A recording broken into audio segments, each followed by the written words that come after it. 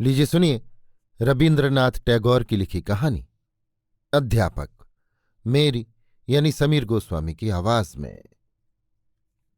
College में अपने सहपाठियों में मेरी कुछ खास इज्जत थी। सभी की ऐसी धारणा थी कि मैं हर विषय में काफी समझदारी रखता हूं। इसकी खास वजह ये थी कि सभी विषयों में मेरी अपनी एक राय होती थी, फिर चाहे वो सही हो या गलत। अधिकांश लोग हाँ या ना जोर के साथ नहीं कह सकते और मैं खूब अच्छी तरह कह सकता था। और सिर्फ मैं अपनी राय ही रखता हूं सो बात नहीं, खुद लिखता भी था, व्याख्यान देता था, समालोचना करता था, कविता लिखता था और इस तरह सब तरफ से मैं अपने सहपाठियों के लिए ईर्ष्या और श्रद्धा का पात्र बन गया था। कॉलेज में मैं इसी तरह आखिर तक अपनी महिमा कायम रख सकता था, किंतु इस बीच में मेरे ख्याति स्थान में शनि एक नए अध्यापक की मूर्ति धारण करके कॉलेज में आ धमका।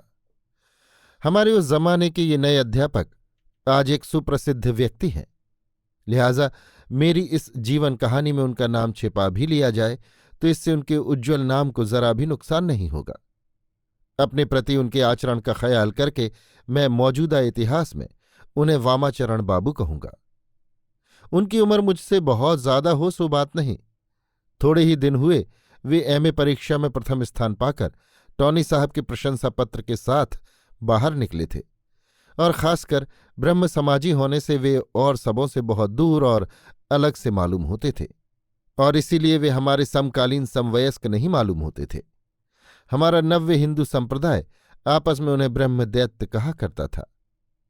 हमारी एक तर्क सभा थी, मैं उस सभा का विक्रमादित्य था और नवरत्न भी मैं ही था।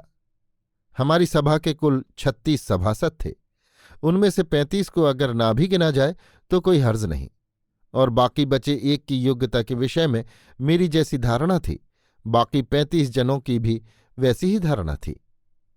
इस सभा के वार्षिक अधिवेशन के लिए मैंने कार्लाइल की समालोचना में एक ओजस्वी भाषण लिखा था।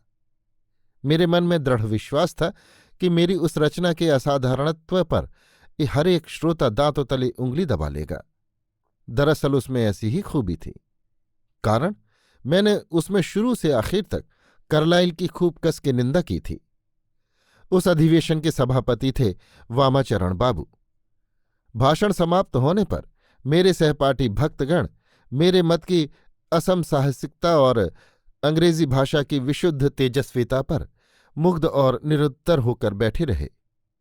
और किसी को कुछ नहीं कहना है जानकर वामाचरण उठे और शांत गंभीर स्वर में उन्होंने सबको समझा दिया कि मेरे लेख में अमेरिका के सुलेखक सुप्रसिद्ध लावेल साहब के निबंध से जितना अंश चुराया गया है उतना अंश बहुत ही अच्छा है, और जितना अंश मेरा खुद का लिखा हुआ है उतना अगर निकाल दिया जाता तो अच्छा होता।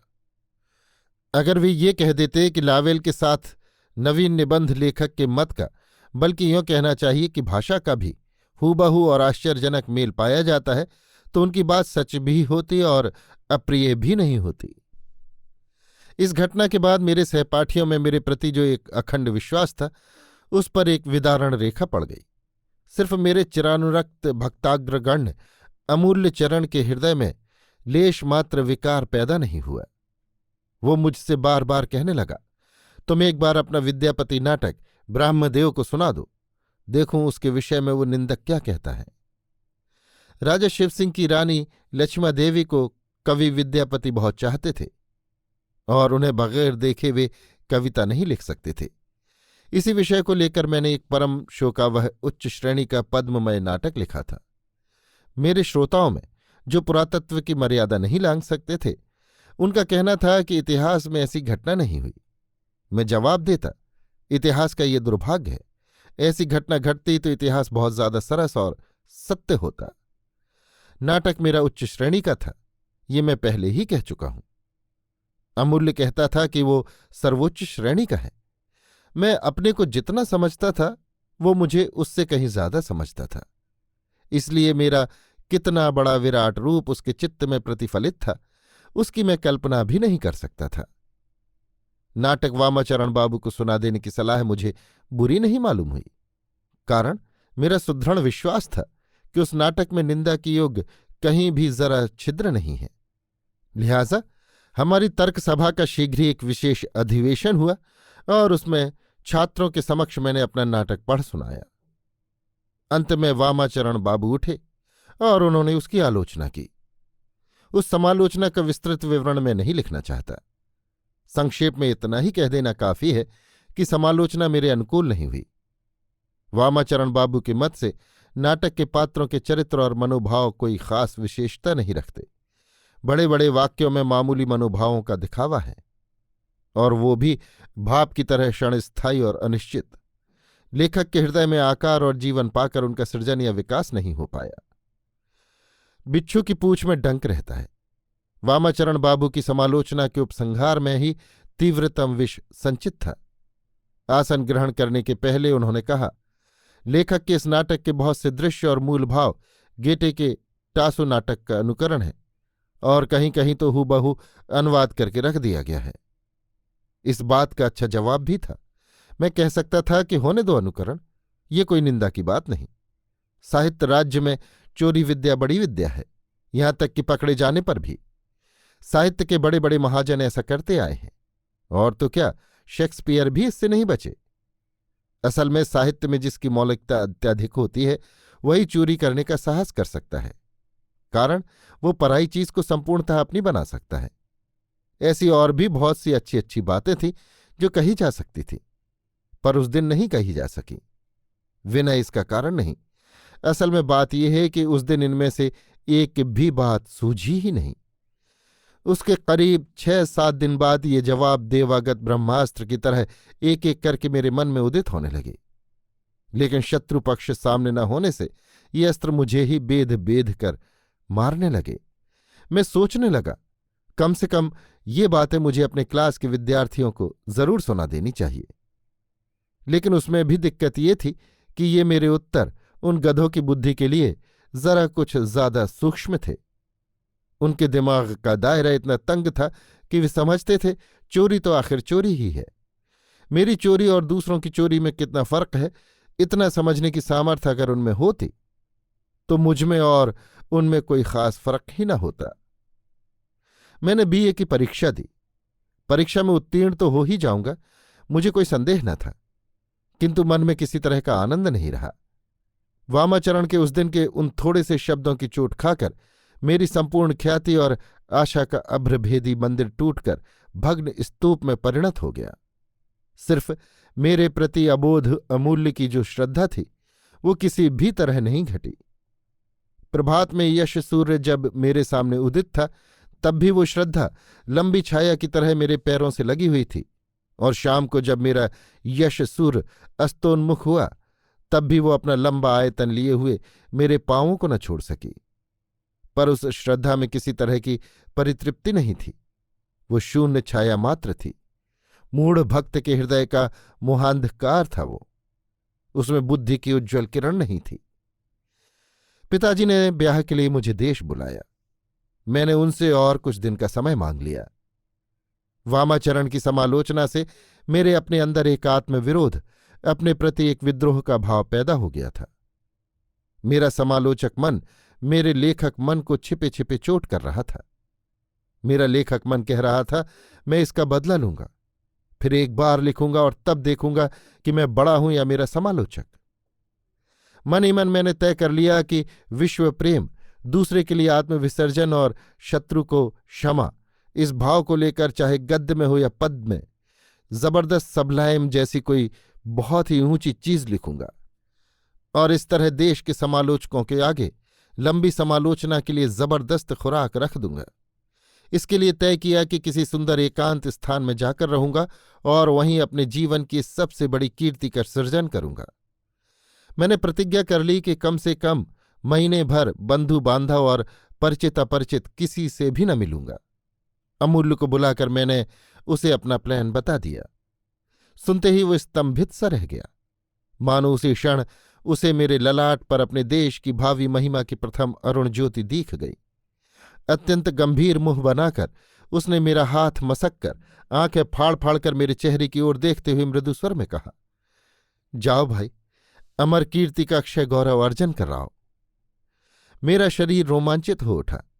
मुझे ऐसा लगा जैसे आसन्न गौरव गर्वित भक्ति विह्वल भारत के प्रतिनिधि के रूप में अमूल्य ने मुझसे ये शब्द कहे हों। अमूल्य ने भी कम त्याग नहीं किया इसके लिए। उसने अपने देश के लिए सुदीर्घ 1 मास तक मेरे संग की आशा संपूर्ण रूप से छोड़ दी। एक गहरी सांस लेकर मेरा मित्र ट्राम पर सवार होकर अपने कर्नवालिस स्ट्रीट के मेस की तरफ रवाना हो गया और मैं चंदन नगर के गंगा किनारे के बगीचे में अपनी अमर कीर्ति का अक्षय गौरव अर्जन करने चल दिया। गंगा के किनारे बिल्कुल सुनसान घर में अकेले चित लेटे हुए विश्वजनीन प्रेम की बात सोचते सोचते दोपहर को मुझे गहरी नींद आ जाती और शाम के करीब 5 बजे आंख खुलती। उसके बाद शरीर मन अत्यंत अवसादग्रस्त हो जाता।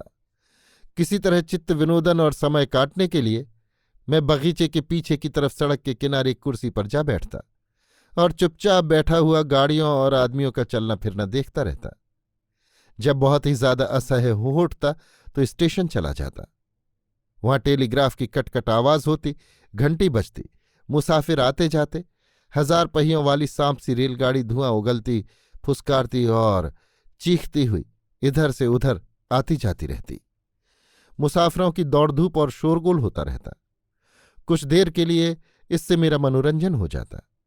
फिर घर आकर खा पीकर संगी साथियों के अभाव में जल्दी ही सो जाता और सवेरे जल्दी उठने की कोई भी जरूरत न होने से काफी दिन चढ़े तक बिस्तर पर पड़ा रहता। उठते उठते 8-9 बज जाते। शरीर मिट्टी हो गया। विश्व प्रेम का कोई रहस्य ढूंढे नहीं मिला। कभी भी अकेले रहने की आदत न होने से संगीहीन गंगा तट सुनसान शमशान सा मालूम होने लगा। और अमूल्य भी कैसा गधा है कि एक दिन के लिए भी उसने अपनी प्रतिज्ञा भंग नहीं की। इससे पहले मैं कलकत्ता में बैठा सोचा करता था कि विशाल छायादार वट वृक्ष के नीचे पैर पसार कर बैठूंगा। मेरे सामने से कलनादनी स्रोत सवनी अपनी धुन में बहती चली जा रही होगी। बीच में अपने सपनों में मग्न कवि होगा और उसके चारों तरफ होगा भाव राज्य और वाह्य प्रकृति। कानन में पुष्प होंगे, पेड़ों की डालियों पर विहंग होंगे, आकाश में तारे होंगे, मन में विश्वजनीन प्रेम होगा और लेखनी के मुंह से अश्रांत अनंत भावस्त्रोत विचित्र छंद में प्रवाहित होता रहेगा। किंतु कहाँ है वो प्रकृति? कहाँ है प्रकृति का वो कवि? कहाँ है वो विश्व और कहाँ है विश्व प्रेमी? एक दिन भी तो मैं बगीचे में नहीं घूमा। कानन के पुष्प कानन में खिलते हैं, आकाश के तारे आकाश में चमकते हैं, वट वृक्ष की छाया वट वृक्ष के नीचे ही पड़ी रहती है और मैं घर का घर ही में पड़ा रहता हूं। अपनी महिमा को किसी भी तरह प्रमाणित न कर सकने के कारण वामाचरण के प्रति मेरा क्रोध क्रमशः बढ़ता ही गया। उस समय बाल विवाह को लेकर देश के शिक्षित समाज में ये जबरदस्त वाक युद्ध छिड़ गया था। वामाचरण बाल विवाह के विरोधी पक्ष में थे और ऐसा सुनने में आया था कि वे किसी युवती कुमारी के प्रणय जाल में फंसे हुए हैं और शीघ्र ही प्रणय जाल में फंसने की उम्मीद में दिन काट रहे हैं। विषय मेरे लिए अत्यंत कौतुकप्रद और दिलचस्प था और विश्व प्रेम का महाकाव्य किसी तरह हाथ न लगा तो बैठे बैठे मन ही मन वामाचरण को नायक का आदर्श बनाकर कदम्बकली नाम की एक काल्पनिक नायिका को खड़ी करके एक सुतीव्र प्रहसन लिख डाला। लेखनी द्वारा इस अमर कीर्ति का प्रसव हो जाने के बाद मैं कलकत्ता जाने की तैयारी करने लगा। इतने में मेरी यात्रा में एक जबरदस्त विघ्न आ खड़ा हुआ। एक दिन स्टेशन न जाकर यों ही अलसाया हुआ मैं अपने बगीचे वाले मकान के कमरों में घूम फिर रहा था। जरूरत न होने से इसके पहले उन कमरों में कभी नहीं गया, कारण बाह्य वस्तुओं के संबंध में मेरे अंदर किसी तरह का कुतूहल या दिलचस्पी कतई नहीं थी। उस दिन महज वक्त काटने के लिए हवा में उड़ते हुए डंठल से गिरे पत्ते की तरह इधर उधर घूम फिर रहा था। उत्तर की तरफ का दरवाज़ा खोलते ही मैं एक छोटे से बरंडे में जा पहुंचा। बरंडे के सामने बगीचे की उत्तरी सीमा की दीवार से लगे हुए बड़े बड़े 2 जामुन के पेड़ थे। दोनों पेड़ों के बीच में बगल वाले बगीचे की सुदीर्घ वकुल बीथी का कुछ अंश दिखाई दे रहा था, किंतु ये सब मैंने पीछे देखा था। तब इतना देखने का अवकाश ही कहाँ था। तब तो मुझे सिर्फ षोड़शी युवती ही दिखाई दी थी, जो कि हाथ में किताब लिए सिर झुकाए टहलती हुई बड़ी तन्मयता से अध्ययन कर रही थी। ठीक उसी समय किसी तरह की तत्वालोचना करने की मुझमें सामर्थ्य नहीं थी। किंतु कुछ दिन बाद मैंने सोचा था कि दुष्यंत बड़े बड़े धनुष बाण लेकर रथ पर चढ़ के मृगया को गए थे। मृग तो मरा नहीं, बीच में देववश 10 मिनट के लिए पेड़ की ओट में खड़े होकर जो कुछ उन्होंने देखा और सुना, वही उनके जीवन के संपूर्ण देखने सुनने में प्रधान बनकर रह गया। मैं भी कलम पेंसिल और कागज कापी लेकर काव्य मृगया के लिए घर से निकला था। विश्व प्रेम बेचारा जान बचाकर भागा और मैंने 2 जामुन के पेड़ों की ओट में से जो कुछ देखना था सो देख लिया। मनुष्य अपने एक जीवन में 2 बार ऐसा नहीं देख सकता। संसार में बहुत सी ऐसी चीजें हैं जो मैंने नहीं देखीं। जहाज पर नहीं चढ़ा, हवाई जहाज पर नहीं उड़ा, कोयले की खान में नहीं उतरा, किंतु अपने मानसी आदर्श के संबंध में मैं पूर्ण भ्रांत और अज्ञ हो सकता हूं। उत्तर का दरवाजा खोलने के पहले तक ऐसा संदेह भी मेरे मन में कभी उदित नहीं हुआ। मेरी उम्र 21 को लांघने की तैयारी कर रही थी। इस बीच में मेरे अंतःकरण ने कल्पना के योग बल से नारी के सौंदर्य की एक ध्यान मूर्ति न गढ़ ली हो, ऐसा नहीं कहा जा सकता। उस मूर्ति को नाना प्रकार के वेशभूषणों से सजाया है और अनेक अवस्थाओं में स्थापित किया है, किंतु कभी भी सुदूर स्वप्न में भी उसके पांवों में रंगीन चप्पल, बदन पर आधुनिक ढंग की कुर्ती, हाथ में किताब देखूंगा, ऐसी आशा नहीं की और न ऐसी इच्छा ही थी। किंतु मेरी मानस लक्ष्मी ने तो फागुन के अंत में संध्या के पहले प्रवीण वृक्ष श्रेणी के कांपते हुए घने पल्लवों के चंदोवे की लंबी छाया और धूप की विचित्र रेखाओं से अंकित पुष्प वीथिका में जूते और कुर्ती पहने हुए, किताब हाथ में लिए 2 जामुन के पेड़ों की ओट में से इस तरह अकस्मात ही दर्शन दिए और मैं देखते का देखते ही रह गया। 2 मिनट से ज्यादा नहीं देख सका। नाना छिद्रों में से नाना प्रकार से देखने की कोशिश की, लेकिन कुछ नतीजा नहीं निकला। उस दिन पहले पहल संध्या के पहले वट वृक्ष के नीचे पैर पसार कर बैठा। मेरी आंखों के सामने उस पार की घनी तरु श्रेणी थी। उसके ऊपर संध्या के तारे प्रशांत मुस्कुराहट के साथ उदित हुए और फिर देखते देखते संध्या सुंदरी ने अपने नाथहीन अत्यंत निर्जन सुहाग मंदिर का द्वार खोल दिया और चुपचाप जहां की तहां खड़ी रही। जो किताब मैंने उसके हाथ में देखी थी वो मेरे लिए एक नया रहस्य निकेतन हो गई। सोचने लगा, कौन सी किताब है वो, उपन्यास है या काव्य, उसमें कैसी बातें लिखी हैं। जो पन्ना खुला हुआ था और जिस पर अपराहन बेला की वो छाया और रवि रश्मि, वकुल वन का वो पल्लव मरमर और वीथ का विहारणी की उत्सुकतापूर्ण स्थिर दृष्टि पड़ रही थी। खासकर उस पन्ने में कहानी का कौन सा अंश, काव्य का कौन सा रस प्रकट हो रहा था। साथ साथ ये भी सोचने लगा कि बिखरे हुए केश जाल की घनी छाया के नीचे उसके सुकुमार ललाट मंडप के भीतर विचित्र भावों का आवेश कैसे अपना विलास दिखा रहा होगा। कुमारी हृदय की निर्भृत निर्जनता में बैठी नई नई काव्य माया कैसे अपूर्व सौंदर्य लोक का सृजन कर रही होगी। आधी रात तक मैं ऐसी ऐसी न जाने कितनी बातें सोचता रहा, जिनका समझ में आने लायक वर्णन करना बिल्कुल असंभव है। मगर वो कुमारी ही है, ये बात मुझे किसने बताई? मुझसे बहुत पहले ही प्रणय दुष्यंत को, परिचय प्राप्ति की पहले ही शकुंतला के बारे में जिन्होंने आश्वासन दिया था, उन्हीं ने। वे थी स्वयं मन की वासना। वे आदमी को सच झूठ मिलाकर असंख्य बातें कह दिया करती हैं। कोई बात ठीक उतर जाती है तो कोई बिल्कुल ही नहीं उतरती। दुष्यंत और मेरी बात ठीक उतर गई थी। मेरी ये अपरिचिता प्रतिवेशनी विवाहिता है या कुमारी, ब्राह्मण है या शूद्र, इसका निर्णय करना मेरे लिए कठिन नहीं था। किंतु मैंने ऐसा कुछ नहीं किया। मैं तो सिर्फ नीरव चकोर की तरह हजारों योजन दूर से अपने चंद्रमंडल को घेर घेर कर ऊर्ध्वकंठ से निरीक्षण करने की अश्रांत चेष्टा करता रहा। दूसरे दिन दोपहर को एक छोटी नाव किराए पर लेकर किनारे की तरफ देखता हुआ मैं ज्वार के मंद मंद बहाव में बहने लगा। मल्लाहों से दाढ़ चलाने की मनाही कर दी। मेरी शकुंतला के तपोवन की कुटीर गंगा के किनारे ही थी। कुटीर ठीक कण्व की कुटीर सी नहीं थी। गंगा तट से घाट की सीढ़ियां विशाल अट्टालिका के बरामदे तक चढ़ती चली गई थी और बरामदा लकड़ी की ढालू छत की छाया से छायामय था। मेरी नाव जब नीरव मंथर गति से बहती हुई घाट के ठीक सामने पहुंची तो मैंने देखा, मेरी नवयुवक की शकुंतला बरामदे में जमीन पर बैठी है। पीठ की तरफ एक चौकी है, उस पर कुछ किताबें रखी हैं और उन किताबों पर उसके खुले हुए बालों का ढेर लगा हुआ है। और वो चौकी का सहारा लेकर ऊपर की तरफ मुंह किए हुए अपनी बाईं बांह सिर पर रखे पड़ी है।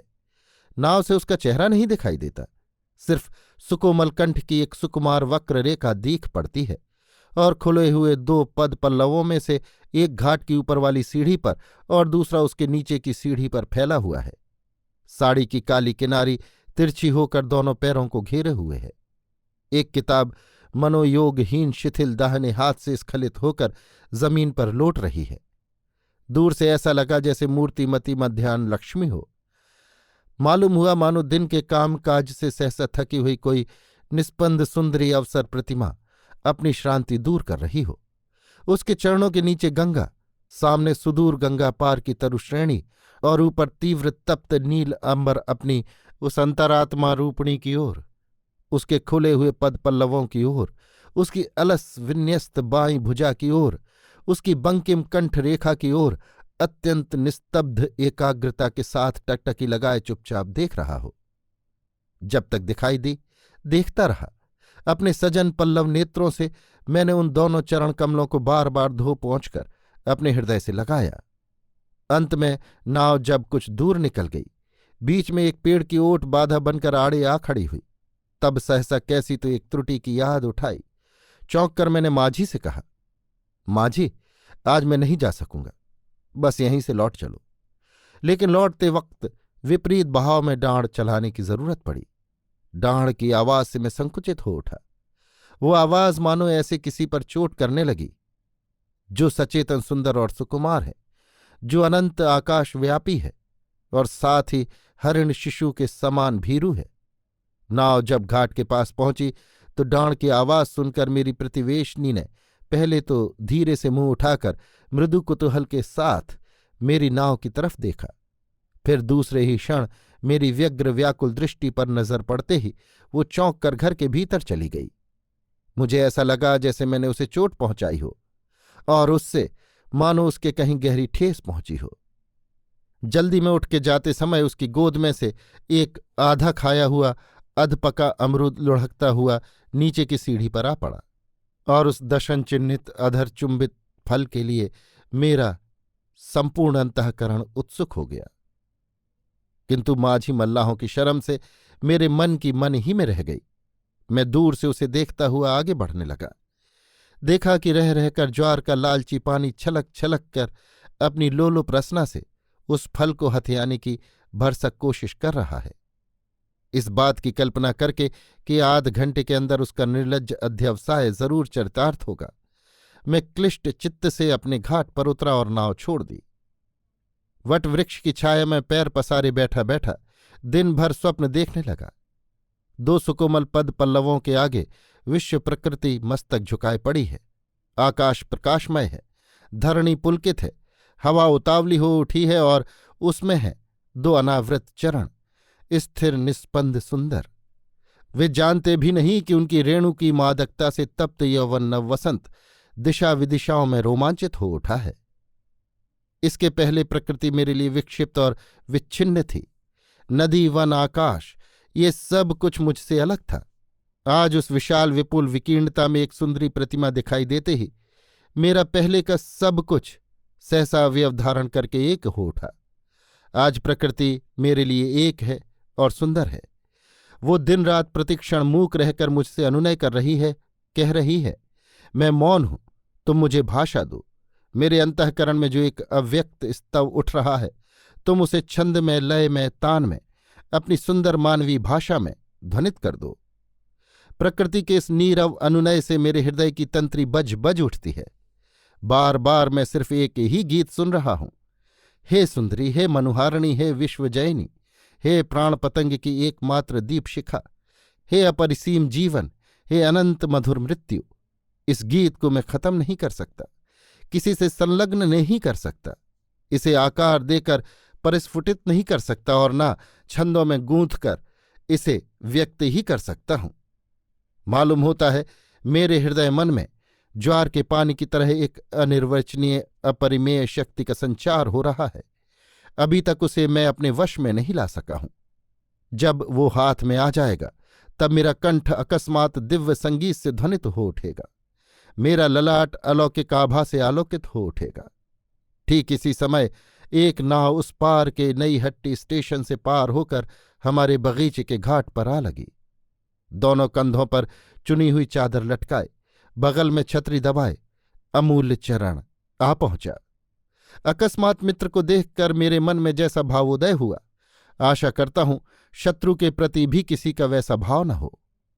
दोपहर के वक्त मुझे बड़ की छाया तले बिल्कुल पागल की तरह बैठा देख अमूल्य के मन में शायद बड़ी भारी आशा का संचार हुआ।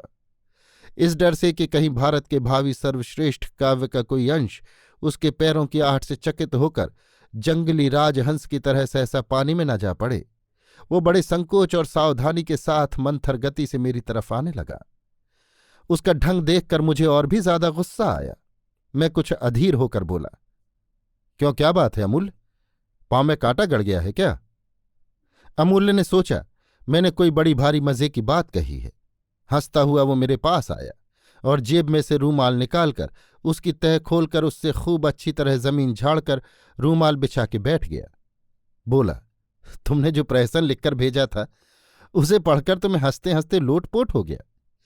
इतना कहकर वो मेरे प्रहसन से यहां वहां का अंश सुनाता हुआ फिर हंसते हंसते ऐसा लोटपोट होने लगा कि दम रुकने की नौबत आ गई।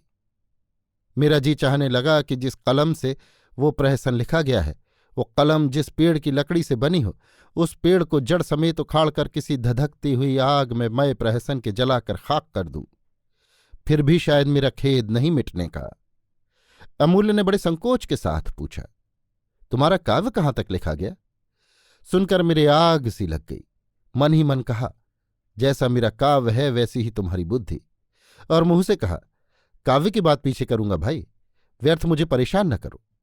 और वहां से उठकर चल दिया। अमूल्य कुतूहली आदमी ठहरा, चारों तरफ निगाह दौड़ाए बगैर उससे नहीं रहा जाता। उसके डर से मैंने उठकर उत्तर का दरवाजा बंद कर दिया। वो चट से पूछ बैठा, उधर क्या है भाई? मैंने कहा, कुछ नहीं। इतना बड़ा झूठ मैंने अपने जीवन में कभी नहीं कहा। 2 दिन तक मुझे नाना प्रकार से नोचकर जलाकर तीसरे दिन वो शाम की गाड़ी से रवाना हो गया। उसके रहते मैं बगीचे के उत्तर की तरफ कतई नहीं गया, उधर नजर तक नहीं की। कंजूस जैसे अपने रत्न भंडार को छिपाए रखता है, उसी तरह मैं अपने बगीचे की उत्तरी सीमा को औरों की निगाह से बचाता रहा। अमूल्य के जाते ही मैंने दौड़कर उस दरवाजे को खोल दिया और बरंडे में जा बैठा। ऊपर उन्मुक्त आकाश में कृष्ण पक्ष के प्रारंभ की चांदनी छिटक रही थी और नीचे बगीचे में चांदनी और छाया की आंख मिचौनी चल रही थी। मरमरित पल्लवों के दीर्घ निश्वास से, पेड़ों के झरे हुए वकुल फूल के निविड़ सौरभ से और संध्या अरण्य की स्तंभित संयत निस्तब्धता से बगीचे का प्रदोषांधकार रोम रोम में परिपूर्ण हो उठा था। और ठीक इसी समय मेरी कुमारी प्रतिवेशनी अपने वृद्ध पिता का दाहिना हाथ पकड़कर धीरे धीरे टहलती हुई उनसे बात कर रही थी और पिता स्नेह और श्रद्धा से झुककर ध्यान से सब सुन रहे थे। इस पवित्र स्निग्ध वार्तालाप में विघ्न की कहीं कोई आशंका न थी। संध्या की शांत नदी में क्वचित डांड का शब्द होता और दूर ही में विलीन हो जाता, और पेड़ों के असंख्य नीड़ों में से 2-1 पक्षी बीच बीच में क्षण भर के लिए बोल उठते। किंतु मुझे ऐसा लगने लगा कि मेरा हृदय चाहे आनंद से हो या वेदना से मानो विदीर्ण हुआ जा रहा हो। मेरा अस्तित्व मानो प्रसारित होकर उस छाया और चांदनी से चित्रित धरणी से जा मिला। मैं अपने वक्ष स्थल पर अपनी पड़ोसिन के धीर पदक्षेप का अनुभव करने लगा और तरु पल्लवों से संलग्न होकर मेरे कान मानो मधुर मृदु गुंजन ध्वनि सुनने लगे। उस विशाल मूढ़ प्रकृति की अंतर्वेदना मानो मेरे सारे शरीर की अस्थियों में कुहरित हो उठी और मानो मैं समझ गया कि धरणी पांव के नीचे पड़ी रहती है, किंतु पांवों को जकड़ के पकड़ नहीं सकती, और इसीलिए भीतर ही भीतर वो कैसी तो होती रहती है।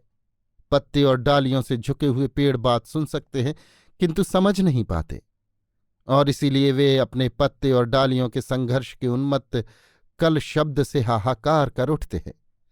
मैं भी अपने सर्वांग और सर्वांतःकरण में उन पदक्षेपों का, उस वार्तालाप का पूरी तरह अनुभव करने लगा, किंतु किसी भी तरह उसे अपने अंदर पकड़ कर न रख सकने के कारण तड़प तड़प के मरने लगा। दूसरे दिन मुझसे न रहा गया, सवेरे ही पहुंच गया अपने पड़ोसी से मिलने। वृद्ध भवनाथ बाबू उस समय चाय का प्याला पास में रखे, आंखों पर चश्मा चढ़ाए, नीली पेंसिल से चिन्हित मिल्टन की एक पुरानी किताब बड़े ध्यान से पढ़ रहे थे। मैं जब उनके पास पहुंचा तो उन्होंने चश्मा ऊपर चढ़ाकर अन्यमनस्क भाव से एक बार मेरी ओर देखा। किताब से अपने मन को वे उसी क्षण अलग न कर सके। अंत में अकस्मात चौंक कर जरा कुछ व्यस्तता के साथ मेरे आतिथ्य के लिए उठ खड़े हुए। मैंने संक्षेप में अपना परिचय दिया। वे ऐसे चंचल हो उठे कि चश्मा की खोली उन्हें ढूंढे न मिली। खामोखा मुझसे पूछ बैठे, आप चाय पिएंगे? हालांकि मैं चाय नहीं पीता, फिर भी कह बैठा, पी लूंगा। भवनाथ बाबू व्यस्त हो उठे और किरण कहकर शायद कन्या को पुकारने लगे। दरवाजे के पास अत्यंत मधुर शब्द सुनाई दिया, क्या है बापूजी? मैंने मुड़कर देखा कि तापस कण्व की दुहिता सहसा मुझे देखकर त्रस्त हरिणी की भांति भागने को तैयार है। भवनाथ बाबू ने उसे पास बुलाकर मेरा परिचय देते हुए कहा, ये हमारे पड़ोसी हैं महेंद्र कुमार बाबू, और मुझसे बोले, ये मेरी कन्या है किरण बाला। मैं क्या करूं, मेरी कुछ समझ में न आया, और इस बीच में किरण मुझे अनम्र सुंदर नमस्कार भी कर चुकी। मैंने जल्दी से अपनी त्रुटि को संभालते हुए प्रति नमस्कार किया। भवनाथ बाबू ने कहा, बेटी, महेंद्र बाबू के लिए एक प्याला चाय तो ले आओ। मैं मन ही मन अत्यंत संकुचित हो उठा, किंतु मुंह खोलकर कुछ कहने के पहले ही किरण चाय लाने चली गई।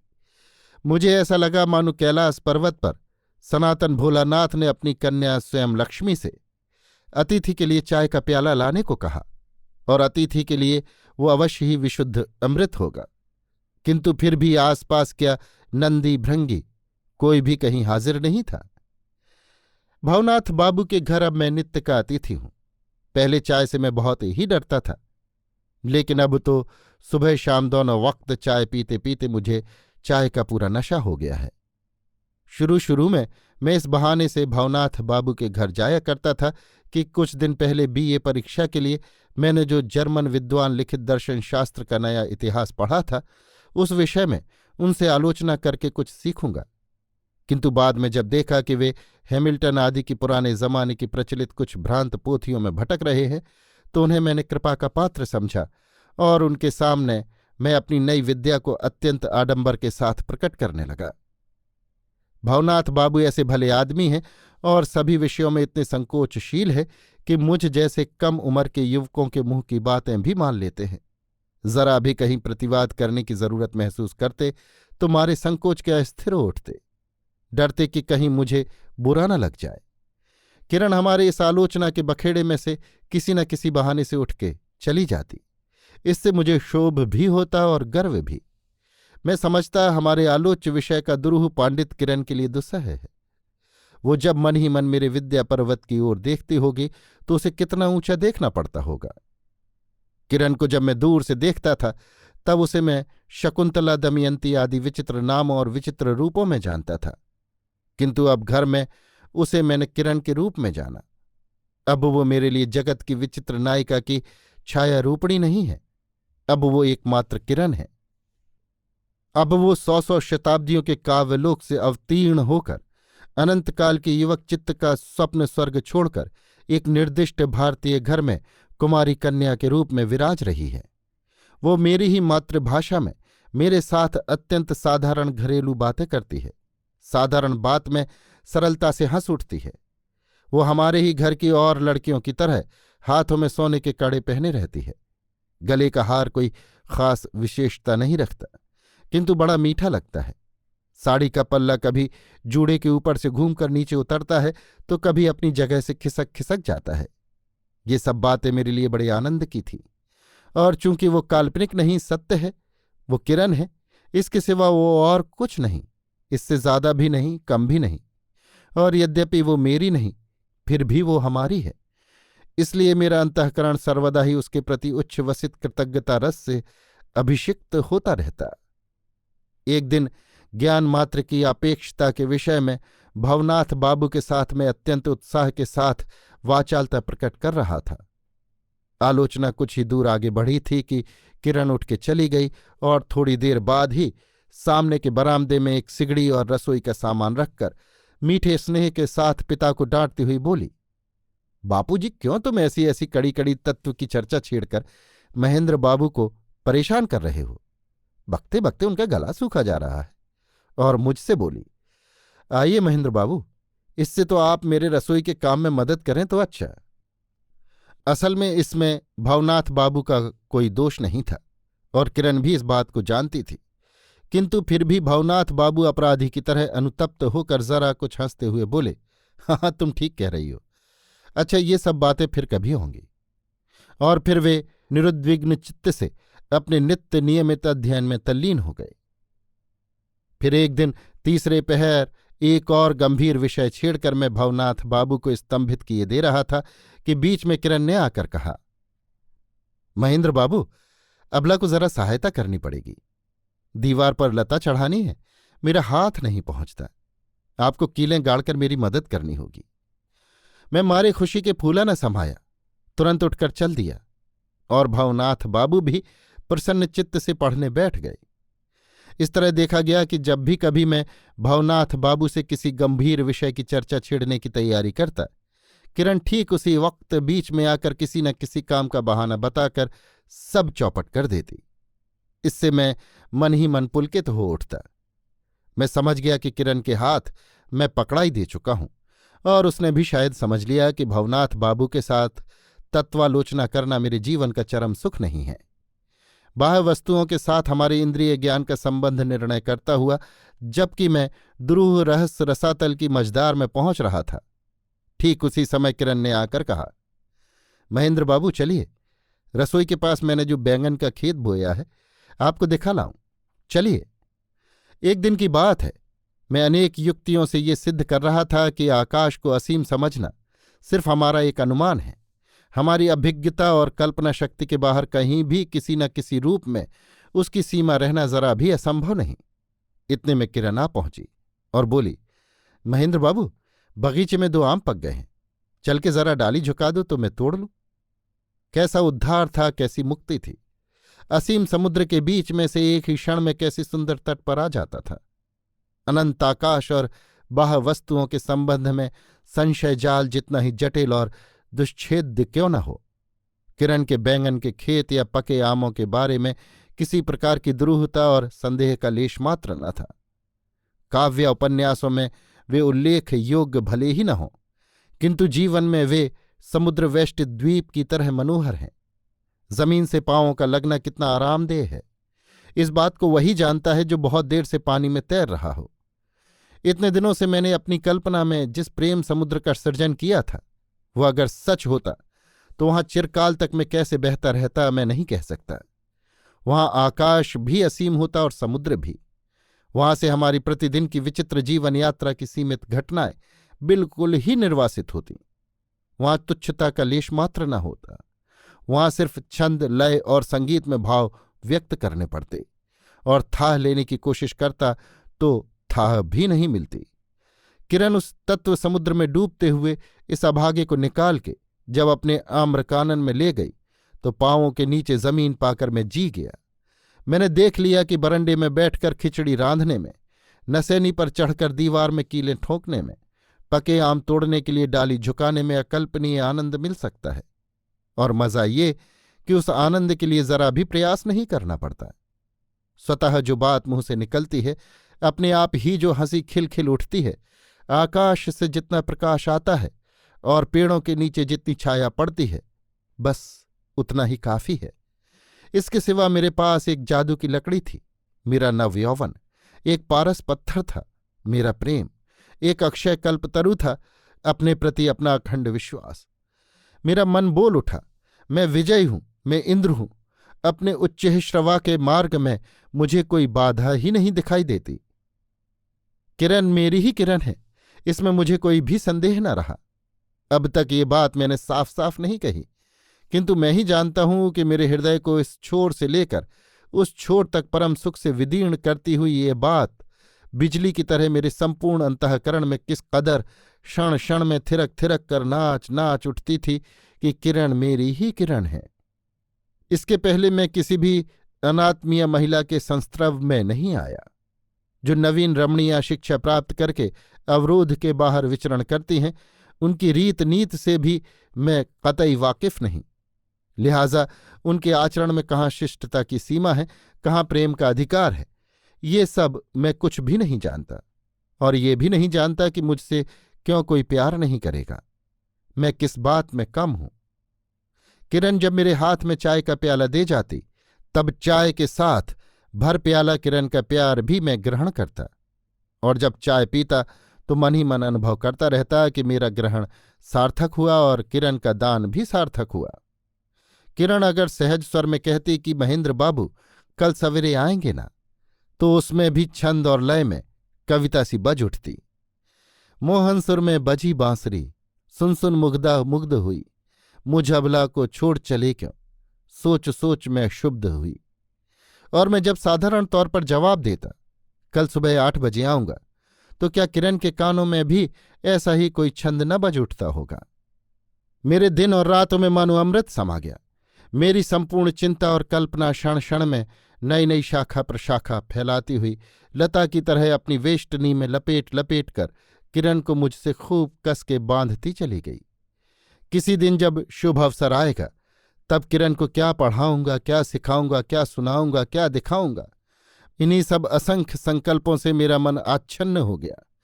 मैंने यहाँ तक तय कर लिया कि मैं उसे ऐसी शिक्षा दूंगा जिससे जर्मन विद्वान रचित दर्शन शास्त्र के नए इतिहास से भी उसकी दिलचस्पी हो जाए, नहीं तो मुझे वो पूरी तरह समझ नहीं पाएगी।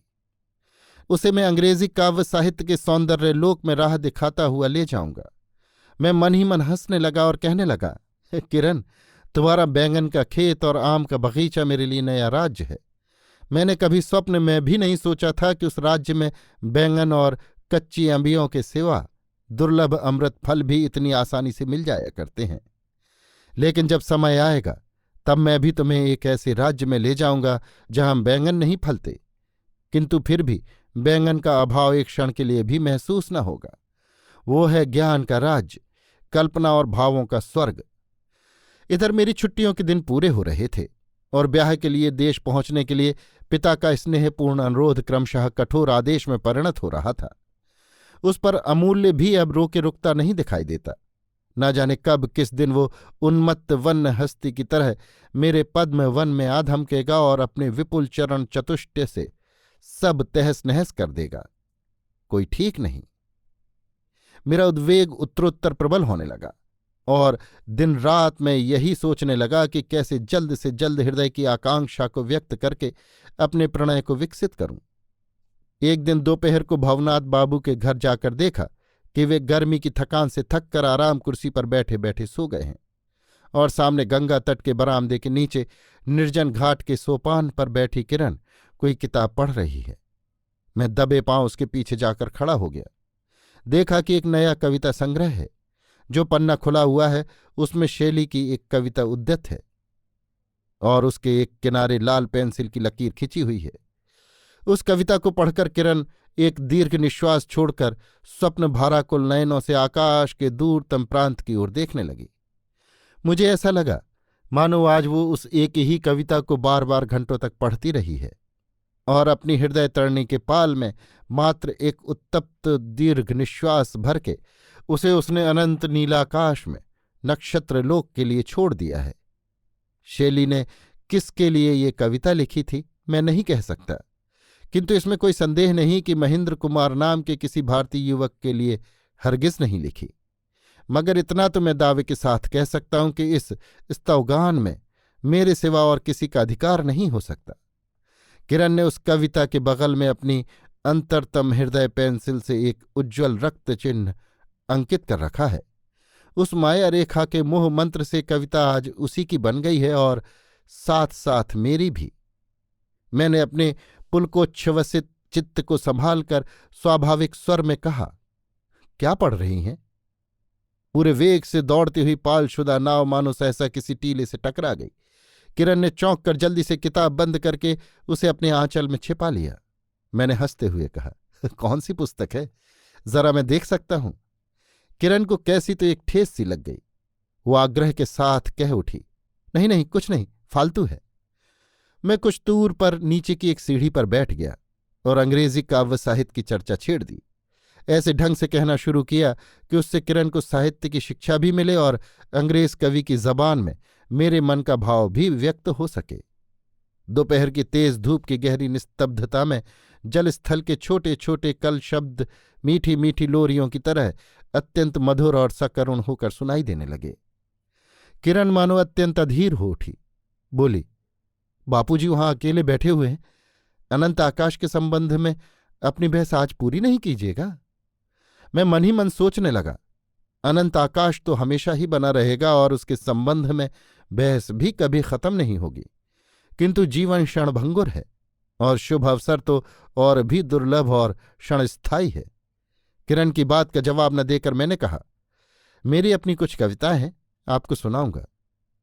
किरण ने कहा, कल सुनूंगी, और दूसरे ही क्षण बरामदे की तरफ देखती हुई बोल उठी, बापूजी, महेंद्र बाबू आए हैं। भावनाथ बाबू नींद से उठे हुए बालक की तरह अपने सरल नेत्रों को खोलकर चंचल हो उठे। मेरी छाती में धक से एक जबरदस्त चोट सी लगी। मैं भावनाथ बाबू के पास जाकर अनंत आकाश के विषय में बहस करने लगा और किरण किताब हाथ में लिए शायद निश्चिंत निर्विघ्नता में किताब पढ़ने की धुन में ऊपर अपने सोने के कमरे में चली गई। दूसरे दिन सवेरे की डाक से मुझे एक अंग्रेजी दैनिक पत्र मिला, जिसमें एक जगह लाल पेंसिल का निशान था। उसमें बीए का रिजल्ट निकला था। शुरू में ही प्रथम श्रेणी में किरण बाला बंदोपाध्याय का नाम दिखाई दिया। उसके बाद प्रथम द्वितीय तृतीय किसी भी श्रेणी में मेरा अपना नाम नहीं दिखाई दिया।